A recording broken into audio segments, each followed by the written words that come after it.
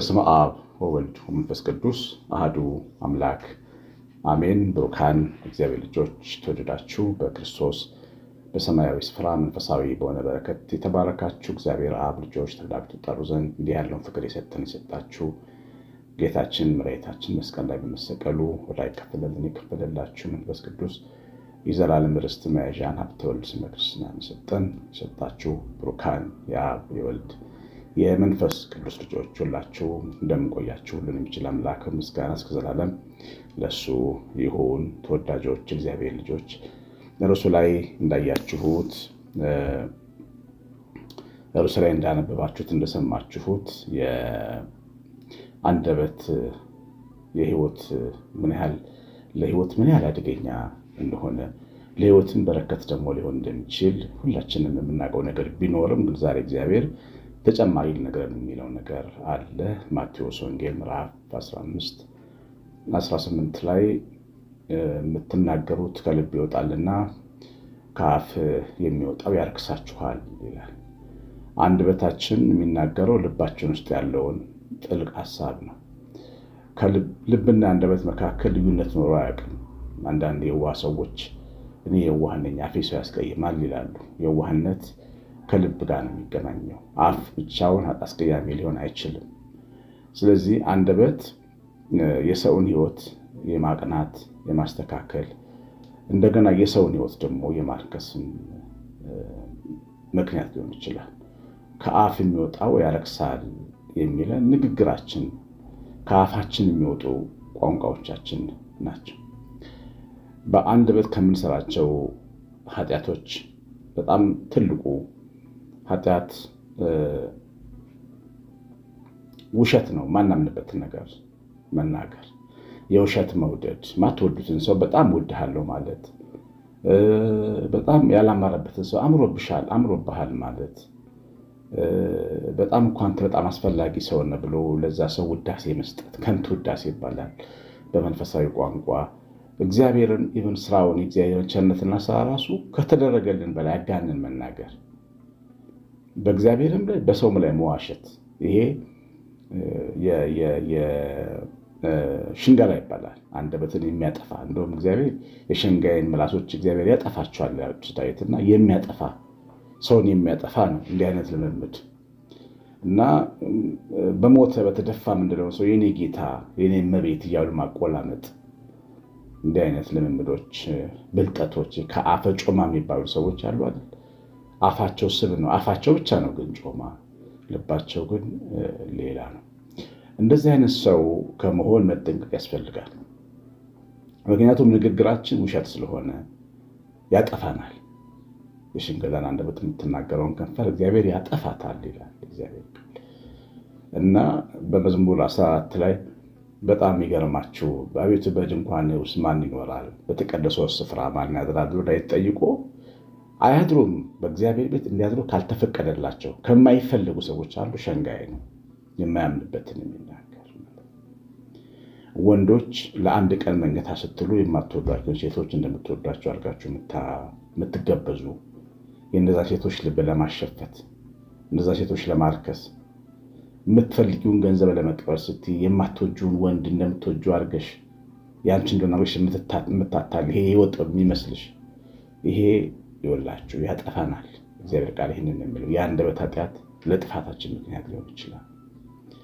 እንዲህ አይነት የርኩሰት ልምምድን የምንለማመድበት መንገድ ነው የአንደበት ኃጢአት። ሌላው ደግሞ በሰዎች ላይ የምንነሳሳበት አንደበት ደግሞ አለ። ሰውን ዝም ብለን በማናውቅ ሁኔታ የምንፈርድበት፣ የምናሳጣበት፣ የምንከስበት እና በተለይ አሁን ይሄ የሚዲያ ዘመን አጋጡ ሰጥቶናል። ይሄን ለመሳሰለ ነገር ብዙ ሚዲያ ላይ እጃችን ላይ ስልካችን፣ ኢንስታግራማችን፣ ፌስቡካችን፣ ቲክቶካችን፣ ዩቲዩባችን ከአዎንታዊ ይልቅ አሉታዊ ነገር በጣም ስለሚሸጥ ገበያ ላይ ዋጋ ስለሚያወጣ በከፍተኛ ሁኔታ ነው የሚሸጠው እና ስለምታውቋቸውና ስለማታውቋቸው ሰዎች ብዙ ነገሮች ሰዎች ይነግሯቸዋል። እነዛ ንግግሮች እውነት መሆናቸውንና አለመሆናቸውን የምናረጋግጠው በተናጋሪዎቹ የመናገር ችሎታ ላይ መሆን የለበት። በእውነትና በመንፈስ ቅዱስ ሐሳብ ላይ ሰውን መንካት ኃጢአት ነው። እግዚአብሔር ልጆች ሰውን እየነኩ ሰውን እያሳዘኑ የሚያድሩ ሰዎች ምን እንደሚገጥማቸው እግዚአብሔር ቃል እንደዚህ ይናገራል። መዝሙር 108 በቅንፍ 109 የዳዊት መዝሙር ነው። ቁጥር 2 ላይ የኃጢአተኛ አፍ የተንኮለኛ አፍ በላይ ላይ ተላቆብኛል፣ በሽንገላም አንደበት በላይ ላይ ተናግረዋል። በጥልም ቃል ከበቡኝ፣ በከንቱም ተሰለፉብኝ፣ በወደድኳቸውም ፈንታ አጣሉኝ። እኔ ግን እጸልያለሁ። አሁን ዳዊት የደረሰበትን ተመልከቱ። የኃጢአተኞች የተንኮለኞች የስንፍና አፍ ተላቀቀብኝ፣ ተናገሩኝ፣ አሙኝ፣ ሞገቱኝ፣ ፈረዱብኝ፣ አሳጡኝ። በመመራው ሕዝብ ቤተሰቦች መካከል እየዞሩ እንዲህ ነው አሉኝ ነው የሚለው። እኔ ግን እጸልያለሁኝ። በጥል ቃል ሊጣሉኝ፣ እኔ ሰላምን ስናገር እነሱ ጠብን፣ ጥል የሚቀሰቅስ ንግግርን በሕይወቴ ይናገራሉ።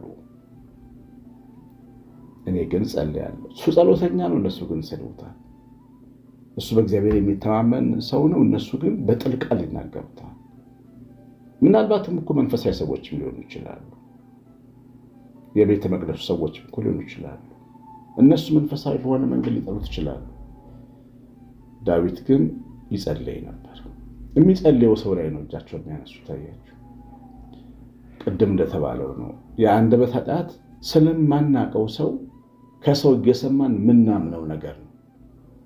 የምናምነውን ደግሞ እንድንናገር እንገደዳለን። ጌታ እንደተናገረው በልቡ የሚተርፈው በአፍ ይወጣል ይላል። ለብዙ ጊዜ እንዲህ አይነት ኃጢአት ሰርተን ተናዘን እንኳን አናውቅም። ብዙ አገልጋዮች አልቅሰዋል። በዛ የዛ ለቅሶ የዛ እንባ አካል ነው። ብዙ የእግዚአብሔር ሰራተኞች፣ ብዙ ፖለቲከኞች፣ ብዙ ሀገርን የሚወዱ ትልልቅ ሰዎች አዝነውብናል። ስለማናውቀው ነገር ተናግረን በተለያዩ ሶሻል ሚዲያዎች አካፍለን በቤተሰቦቻችን በሰው ጆሮ ብቻ ያንን ነገር አድርሰን ግን የሰዎቹ ሐዘንና እንባ ሲከተለን ይኖራል። ተጠንቅቀው መኖር ያስፈልጋል። የአንደበት ኃጢአት ሕይወትን ያበላሻል። አሁን ምን እንደሚመጣባቸው ደግሞ ይናገራል መንፈስ ቅዱስ በዳዊት። እንዲህ አይነት ሰዎች አሁን እናንተን በሐሰት የሚያሙ፣ የሚያሳድዱ፣ የሚከሱ፣ ኮምፕሌን የሚያደርጉ በስራ ቦታችሁ ላይ ሰላም እንዳሰሩ በቃ በተገኘው አጋጣሚ እናንተን የሚያሳጡ ሰዎች አሉ። እናንተ ሰላም ልትፈጥሩ ስትሉ ሰላማችሁን በፍጹም የማይቀበሉ የሚንቁ ሰዎች አሉ። አመፅን በደንብ አድርገው የሚወዱ በአንደበታቸውም ለመስራት የማይፈሩ ሰዎች አሉ። እንደዚህ ይላል እግዚአብሔር ቃል ቁጥር 5 ላይ መዝሙር 109 ቁጥር 5 ላይ በመልካም ፈንታ ክፉን በወደድኳቸው ፈንታ ጠላትነትን መልሰውልኛል ይላል። እንግዲህ እነዚህ ሰዎች ባህሪ ሲናገር በላዩ ኃጢአተኛን ሹም ሰይጣንም በቀኙ ይቁም። እንዲህ አይነት ሰዎች እላያቸው ላይ ኃጢአተኛ አለቃ ይመጣባቸዋል። ኃጢአተኛ ሰው ጓደኛቸው ይሆናል። ሕይወታቸውን ድብን አድርጎ የሚቀጣ ሰው ይሰጣቸዋል ማለት ነው። ምን አድርጌ ነው እግዚአብሔር ምን በድዬ ነው የሚሉት እንዲህ አይነት ሰዎች ራሳቸው የሰሩትን ኃጢአት አያውቁ። ሰው ላይ የፈረዱትን መፍረድ፣ አንዷን ሴት ወይ አንዱን ወንድ ወይም አንዱን አገልጋይ ወይም አንዱ ፖለቲከኛ ያሉት ነገር እውነት ይሁን አይሁን ሳያረጋግጡ የተናገሩትን ነገር አንድ ቀን እግዚአብሔር ይቀበለኝ ብለው አያውቁ። ይሄን የምትሰሙ እግዚአብሔር ልጆች ይሄ ባካችሁ ይህን ትምህርት ዘግታችሁ በእግዚአብሔር ፊት ይቅርታ ጠይቁ። ምክንያቱም ኃጢአተኛ ነው ላያችን ላይ የሚሰለጥ ነው። መጥፎ አለቃ ነው የሚመጣብን። መጥፎ ትልቅ ሰው ከፊት ለፊታችን ይቆማል። የማያፈናፍን ወይም መጥፎ መሪ ይመጣብናል። አያችሁ፣ በላዩ ላይ ኃጢአተኛን ሹም። መጥፎ መሪ የሚነሳባቸው ህዝቦች ምን አድርገው እንደሆነ ራሳቸው መጠየቅ አለባቸው። ለምን መጥፎ መሪ በዓለም ላይ ይመጣል? ለምን በሀገር ፖለቲካ ላይ ይከሰታል? ምን ሰራን ማለት ያስፈልጋል። ምን ተናግረን ነበር ማለት ያስፈልጋል። ሰይጣን በቀኙ ይቁም። እውነቴን ነው የምነግራችሁ፣ ቀኛችን እግዚአብሔር ነው። ዳዊት እግዚአብሔር በቀኝ ነውና ልታወክም ነው ያለው። ቀኝ የህይወታችን ትልቁ አቅማችን ነው፣ ጉልበታችን ነው። ተምረን ያለን ሰዎች የተማርንበት አእምሮ ቀኛችን ነው። የንግድ ክህሎት ያለን የቢዝነሳችን የጥበብ ኃይል ቀኛችን ነው። አገልጋዮች የአገልግሎታችን የጸጋችን ማዕከል ቀኛችን፣ በቀኙ ላይ ሰይጣን ይቆም ነው የሚለው። የዚህ ክፉ ሰው ኃጢአት በሚያተርፍበት በሚኖርበት በሚቀናበት ነገር ላይ ሰይጣን ይቆማል ማለት ነው። የአንደበት ኃጢአት ቀላል እንዳይመስላችሁ። ሁልጊዜ ዝም ማለት ይገባል። አክስቴ ዝም አይነቅዝም ትል ነበር። ዝም አይነቅዝም። እንደውም የሰው ኃጢአት መስማት ብታቆሙ እመክራለሁ። ሶሻል ሚዲያ ላይ በጣም ብዙ የሰው ኃጢአት ይገለጣል። እኛ የንስሐ አባቶች ከድነናቸው የተቀመጥናቸው ብዙ ኃጢአቶች አንድ ሰው እጅ ላይ ሲገቡ የሶሻል ሚዲያ ገበያ ምክንያት ነው የሚሆኑት። ያን ኃጢአት ማዳመጥ፣ ማንበብ፣ መስማት፣ መከታተል፣ ምናሉት ማለት ኃጢአተኝነትን ነው የሚያስለምደን። ተጸየፉት። የሎጥ አገር ሰዎች በሚሰሩት ነገር ሎጥ የተሳቀቀ ነፍሱ ትጸየፍ ነበር ይላል። ተጸይፎ የነበረው ሎጥ ነው ተጎትቶ ከዛ ሀገር የወጣው። ይህንን አይነት የአመፅ አሰራር መቃወም፣ መጸየፍ ያስፈልጋል። አይደለም በአንደበት መናገር፣ መጸየፍ ያስፈልጋል። ሰው በአንድ ኃጢአት ወድቆ ቢያዝ ገበናው ቢጋለጥ ወዮልኝ ማለት ነው የሚገባው እንጂ ያንን ሼር እያደረጉ ተቀምጦ ምንም እንዳልተፈጠረ ነገር የዛ አካል መሆን ቅድም እንደተባለው በቀኛችን ሰይጣን ይቆማል። ይፍርዱ ነው። ህይወታችንን አመድ የሚያደርግ ጠላት ነው ሰይጣን ማለት እና የአንደበት ኃጢአት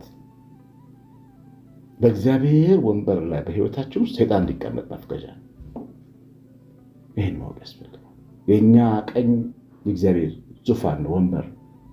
በቀኛችን ግን ሰይጣን ይቆማል። እግዚአብሔር ተነስቶ ሄደ። ሐሜት የሚወዱ ሰዎች አሉ። ሰው ነገር የሰው ገበና ዝግዝግ አድርገው የሚናገሩ መንፈሳዊ ናቸው እኮ፣ ደጋሽ ናቸው እኮ፣ አንዳንዶችም ቆራቢ ናቸው እኮ፣ አገልጋይ ናቸው እኮ። የሰው ኃጢአት ግን የሚዘረዝሩ የት ሄጄ ልናገረው የሚሉ አጋንንት ቤታቸውን ሲመታ ነው የሚኖሩት እነዚህ አይነት ሰዎች።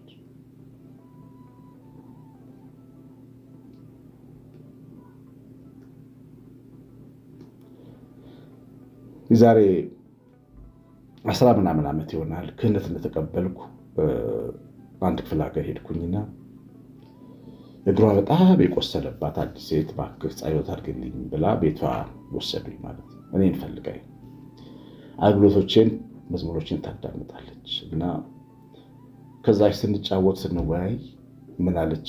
እኔ አለች አንደበቴ ሐሜተኛ የሐሜት እናት ነኝ አለች። በቃ የሚያስደስተኝ ፊልም ማየት አይደለም፣ የሚያስደስተኝ ጥሩ ምግብ መመገብ አለ፣ ሰው ማማት ነው አለች። ከተወሰነ ቀን በኋላ ሰውነቴ ፈነዳዳ ጀመረ። ያልታከመችበት ሐኪም ቤት የለም። ገንዘብ ያላት ሴት ነች። ገንዘብ ያላት ሴት ነገር ግን አዳነች። የሚገርማችሁ ይህች ሴት የሐሜት በሽታ አጋንንት እንዳመጣባት ገብቷታል። እና እኔ አሁን በነገራችሁ ይህን ሀሳብ የተረዳሁት ያኔ ነው። ለካ እንደዚህ አይነት አደገኛ ነገር ነው ማለት ነው። ለካ በሽታ ያመጣል ሐሜተኛነት። ጤነኛውን ሰው ይሰብረዋል። ሐሜተኛ እጢ ነው የሚሆነው፣ ካንሰር ነው የሚሆነው፣ ጨጓራ በሽታ ነው የሚሆነው፣ የሆነ ነገር ነው የሚሆነው። ተጠንቀቁ እግዚአብሔር ልጆች። አንደበት ኃጢአት ሰውን ያረክሰዋል ሲል ጌታ ቀላል አድርጋችሁ እንዳታ የሰውን ሕይወት ከንቱ ያደርገዋል ማለት ነው። ሰው እግዚአብሔር ያዘጋጀለት የከበረውን ሕይወቱን ያበለሻሽበታል ማለት ነው። እና ሰይጣን በቀኙ ትቁም። ይህ ብቻ እንዳይመስላችሁ፣ በተሟገተም ጊዜ ይረታ። ጸሎቱም ኃጢአት ትሁን፣ ዘመኖቹም አጭር ይሆኑ። ክብሩን ሹመቱን ሌላ ይውሰድ፣ ልጆቹም ድሃ አደግ ይሆኑ። ሚስቱም መበለት ባል የሞተባት ትሁን። ልጆቹም ተናውጠው ይቅበዝበዙ ይለምኑም፣ ከስፍራቸውም ይባረሩ። ባለ ዕዳም ያለውን ሁሉ ይበርበረው። እንግዶች ድካሙን ሁሉ ይበዝብዙት፣ የሚያግዘው አያገኝ። ለድሃ አደግ ልጆቹም የሚራራ አይኑር፣ ልጆቹም ይጥፉ። የኃጢአት ውጤት ነው ይሄ። የአንደበት በሰው ላይ የመነሳት፣ ሰውን የመክሰስ፣ ሰውን የማማት በሰው ላይ የመነሳት ትልቁ ውጤት ነው። ይህንን እግዚአብሔር አስተምሮናል። የሰማኑን በልቦናችን የጻፍ እግዚአብሔር ቸርነት እምነታችን ቤታችን ረድኤት በረከት የምልአት ጥበቃ አብሮን ይሁን። ከትናንትና ወዲያ ማሳስቢያለሁ። እነዚህ በጥምቀት ቀን የሞቱ 4 ቤተሰቦች ነገ ላይቭ ስትሪም ማታ አለ። ለእነዚህ ቤተሰቦች አጋፔ ቤተሰብ አንዳንዳቸውን እናቶች ብንይዝ አባቶቻቸው ሞተዋል። መስቀል ጥምቀትን ሲያከብሩ መብራት ይዟቸው እና ባለፈው እንደተባባሉ በአጋፔ ቤተሰብ ውስጥ ከ320 ምናምን አካባቢ ሰዎች ናቸው። ወረቀት ማየት አለብኝ፣ ግን በዚህ መንገድ የሚረዱት እና ለምን እነሱ አንድ አካል እናደርግ። አንድ ቤተሰብ 50 ሺህ ብር አንዱ ቤተሰብ በዓመት ቢሰጥ፣ አንድ ቤተሰብ 50 ሺህ ብር ቢሰጥ አንዲቷን ልጃቸውን እንኳን ለዛ የሞቱባቸው ቤተሰቦች እንጀራ መመገብ ይችላሉ። እስቲ ያስቡበት እና ሳውቁ 09114380 ቀሲስ አሸናፊ ገብረማርያም